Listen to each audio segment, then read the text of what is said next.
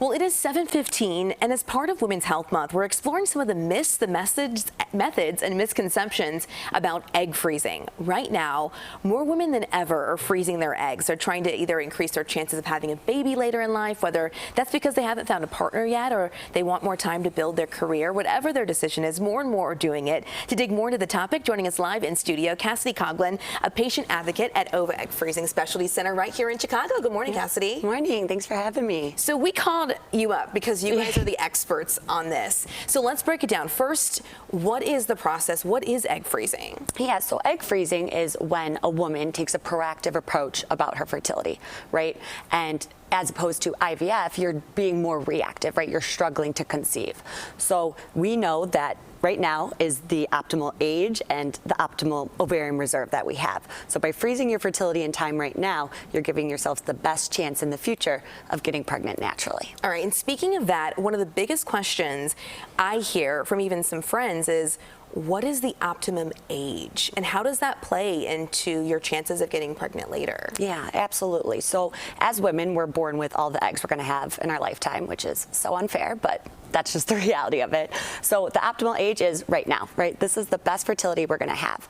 But, you know, if we have to quantify it, we like to see between 27 and 35 years old. If you're outside of that age range, that doesn't mean you're not a candidate. It may just look a little different for you. All right, and I do want to mention that you know this topic very well, and it's something that is so personal, and it's part of your story too, right? Absolutely, yeah. So I was actually made in an IVF laboratory a long time ago, and yeah, so if you do have to use your eggs, I like to say we turn out okay. Okay.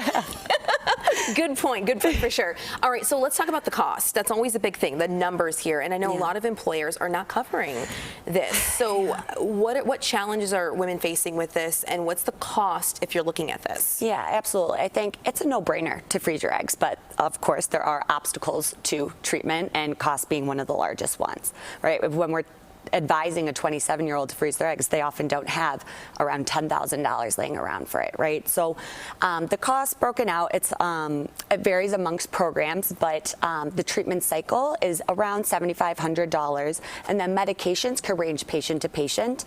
On the low end, I've seen them around $3,500 per cycle, and on the high end, around $7,000 per cycle. And how long is this process for women? Yeah, it's about, the actual hormonal stimulation cycle is about 10 to 14 days, but with the prep work and everything, I would say about 1 to 2 months. All right, and we talked about this. One of the other common questions is, what is the likeliness of this working? Yeah. What do you tell women who call your office, and that's one of their common questions? Absolutely, right.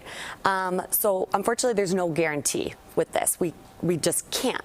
But what you are doing is, by preserving your fertility in time, you are giving yourself the highest probability of having a biological child in the future. And whether that be for baby number one, or rather, and more importantly, to complete your family when you are ready to, rather than your biology choosing for you. Okay, there's so much more to dig into with this. And because of that, we want to make sure Cassidy can just answer some more of your questions and some more of the misconceptions.